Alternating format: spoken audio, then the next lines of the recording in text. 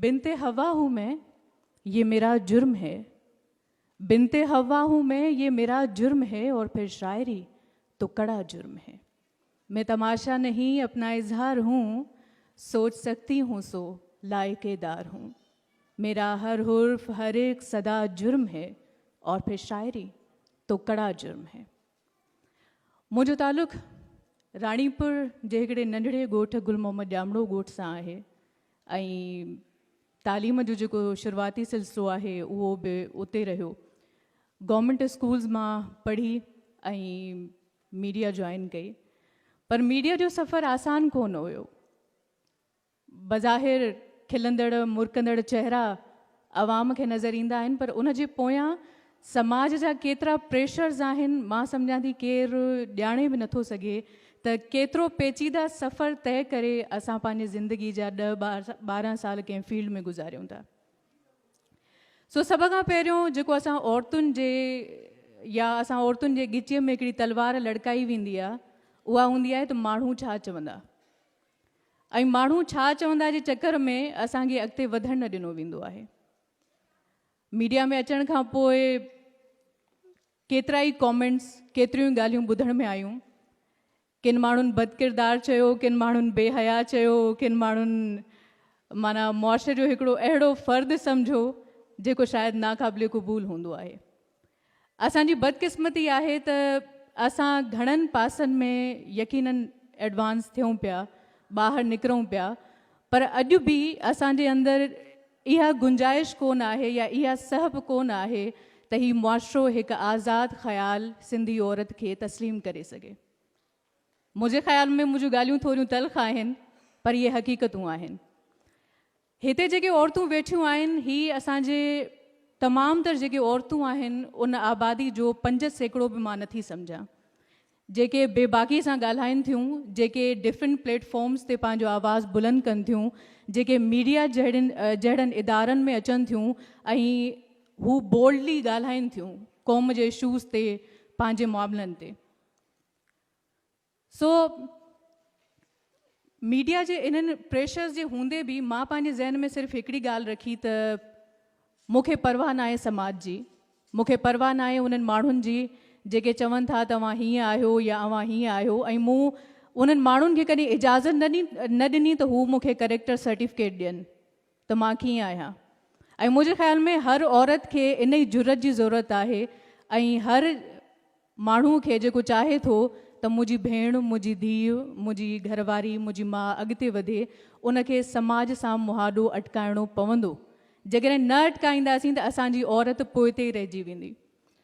असांजे मुआशरे जा अॼु बि बिटा मयार आहिनि त हिकिड़े पासे ॾे असां चऊं था त असां शाह लतीफ़ जा पोइल ॻायूं, हिकिड़े पासे ॾे असां उन्हनि जे 7 सूरमियुनि जी ॻाल्हि कयूं था, ऐं उते ई असांजूं औरतूं कारियूं करे मारियूं थियूं वञनि, उते ई असांजी औरतुनि खे पंहिंजा फ़ैसिला वठण जी इजाज़त न आहे, उते ई असांजे औरतुनि खे बेबाकीअ सां लिखण जी इजाज़त न आहे। त मां सम्झां थी असांखे पंहिंजे रवैयनि में इहा तब्दीली आणणी पवंदी ऐं पंहिंजे औरतुनि खे हिकु इंडिविजुअल फ़र्द सम्झणो पवंदो। माना असां औरतूं जॾहिं घर खां ॿाहिरि निकिरूं था त असां अकेलियूं नथा निकिरूं। हिकिड़ो मर्द जॾहिं निकिरे थो त उहो अकेलो निकिरे थो। असांजे मथां घर, फैमिली, ख़ानदान जी जेका पग आहे उहा बि असांजे मथे ते आहे, उहो ॿार बि असांजे मथे ते आहे, ऐं उनखे बि असांखे खणी हलणो थो पए। त लाज़िम आहे हिकिड़ी उहा औरत जेका ॿाहिरि निकिरे थी, जेका क़ौम जे ई हक़नि जे लाइ ॻाल्हाए थी, त उन जे लाइ इहे जेके प्रेशर्स आहिनि उन्हनि खे बर्दाश्त करणु ॾाढो मुश्किल आहे। केतिरा ई भेरा दिलि चयो त बसि हाणे न ॻाल्हाइबो, हाणे ॻाल्हि न कबी, पर पोइ रियलाइज़ कयो त अलाह साईं मूंखे मौक़ो ॾिनो आहे, हिकिड़ो अहिड़ो प्लेटफॉर्म ॾिनो आहे जिथे मां क़ौम सां मुखातिब थी सघां थी ऐं क़ौम जे हक़नि ते ॻाल्हाए सघां थी। रेप केसिस हुजनि, हिरासमेंट जा इशूज़ हुजनि, औरतुनि जी नंढी उमिरि में जेका शादी कई वेंदी आहे उहे मामला हुजनि, औरत जे तालीम जी ॻाल्हि हुजे, औरत जे आज़ादी जी ॻाल्हि हुजे, मूं कोशिशि कई त मां उन प्लेटफॉर्म खे यूटिलाइज़ कंदे उहे ॻाल्हियूं कयां। उन जे करे घणो कुझु बर्दाश्त करिणो पियो, पर लाज़िम आहे इंसान ज़िंदगी में जेको बि कंदो आहे, जेको कम बि कंदो आहे, उन जी का न का क़ीमत हूंदी आहे। किन माण्हुनि खे उहा माण्हुनि जूं ॻाल्हियूं ॿुधी करे उहा क़ीमत चुकाइणी पवंदी आहे, किन माण्हुनि खे स्ट्रगल करणी पवंदी आहे, किन माण्हुनि खे वॾा वॾा पंध करणा पवंदा आहिनि, पर बहरहाल स्ट्रगल खां बिना इंसान कुझु बि नथो करे सघे। सो मां हिते जेके बि हॉल में मौजूदु नौजवान आहिनि, यूथ आहे, उन में मां सम्झां थी त असांखे मर्द हुजे या औरत हुजे, इक्वली पंहिंजो किरदारु अदा करिणो पवंदो ऐं असांखे ॿाहिरि निकिरणो पवंदो। अॼु बि असां वटि इवन मूंखे ॿुधण जे लाइ मिलंदो, या मुंहिंजे बाबा खे जिन मूंखे तमामु घणो सपोर्ट कयो, उन्हनि खे ॿुधण जे लाइ मिलंदो हुयो त हे पंहिंजी धीउ जी कमाई थो खाए। त मां उन्हनि खे चवंदी हुयसि त जॾहिं मुंहिंजो पीउ मूंखे खाराए सघे थो, त छा मुंहिंजो एतिरो बि हक़ु नाहे या एतिरो बि फ़र्ज़ु नाहे त मां पंहिंजे पीउ खे खाराए सघां या मां पंहिंजे फैमिली खे सपोर्ट करे सघां। त मां सम्झां थी असांखे बहसियत समाज, बहसियत सिंधी समाज घणो कुझु सिखण जी ज़रूरत आहे ऐं घणियुनि शयुनि खे बर्दाश्त करण जी ज़रूरत आहे ऐं ख़ासि तौर ते औरतुनि जे मामले में इहा ॻाल्हि सम्झण जी ज़रूरत आहे त जीअं मर्द जे सीने में दिलि आहे, ईअं औरत जे सीने में बि दिलि आहे। जीअं मर्द ख़्वाबु ॾिसे थो, ईअं असां औरतूं बि ख़्वाबु ॾिसूं था। जीअं मर्द दुनिया में कुझु करणु चाहे थो, ईअं असां औरतूं बि चाहियूं था त पंहिंजो नालो ठाहियूं, असां बि का मंज़िल माणियूं, असां बि कंहिं जाइ ते पहुचूं। त अव्हां उन्हनि खे सपोर्ट कयो, अव्हां उन्हनि खे डिमोटिवेट न कयो। अव्हां पंहिंजे नियाणियुनि खे इहा सघ ॾियो त हू पंहिंजे ज़िंदगी जा फ़ैसिला करे सघनि। ऐं उहे ई नियाणियूं, हिते जेतिरियूं बि नियाणियूं मौजूदु आहिनि, मां सम्झां थी उन्हनि सभिनी जे पोयां उन्हनि जे घर वारनि जो हथु हूंदो जिन में मर्द आहिनि। ऐं मां सम्झां थी उहे आज़ादु ख़्याल ऐं उहे बाशऊरी मर्द आहिनि जिन जे करे अॼु असां औरतूं हिननि प्लेटफॉर्म्स ते बीठा आहियूं। ऐं मुंहिंजी कामयाबी जे पोयां या मुंहिंजे अॻिते निकिरण जे पोयां मुंहिंजे बाबा जो हथु आहे। ऐं जॾहिं मूं मीडिया जॉइन कई त मुंहिंजे अधु ख़ानदान इहा ॻाल्हि चई छॾी त या त मीडिया जो इंतिख़ाबु कयो या असांजो इंतिख़ाबु कयो। ऐं मूंखे ख़ुशी आहे त मुंहिंजे बाबा चयो त मुंहिंजी धीउ खे जेको वणे उहा कंदी, तव्हांजो कुझु न वञे।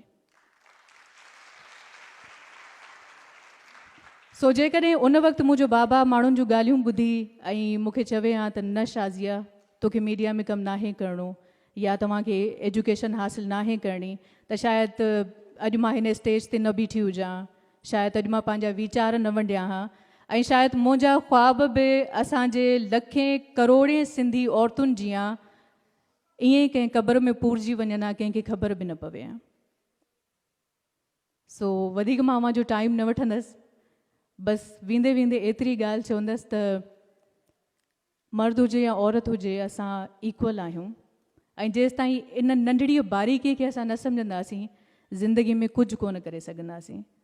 ऐं अॼोको दौरु अहिड़ो ख़तरनाक दौरु आहे जिथे मर्द अकेले जे कमाईअ सां हाणे घर कोन था हलनि। असांजी औरतुनि खे बि ॿाहिरि निकिरणो पवंदो, उन्हनि खे सिर्फ़ु घर जी इकनॉमी खे बहितर करण जे लाइ न, बल्कि पंहिंजे मुआशरे में पंहिंजो मक़ाम हासिलु करण जे लाइ ऐं क़ौम जे लाइ, माण्हुनि जे लाइ एम्पावर्ड करिणो पवंदो। ऐं मूंखे उमेदु आहे त अहिड़े क़िस्म जा सेशन्स जे अञा थींदा रहिया ऐं यूथ खे ईअं ई अॻिते आंदो वियो, मोटिवेट कयो वियो ऐं असां जॾहिं छोकिरियुनि खे मौक़ो ॾिनो वियो त मां सम्झां थी केतिरियूं ई छोकिरियूं ऐं उन्हनि जा पेरेंट्स मोटिवेट थींदा ऐं हू पंहिंजे नियाणियुनि खे कुझु न कुझु करण जे लाइ ज़रूरु उत्साहींदा ऐं उन्हनि जे ख़्वाबनि खे क़बरुनि में दफ़न न कंदा। Thank you so much.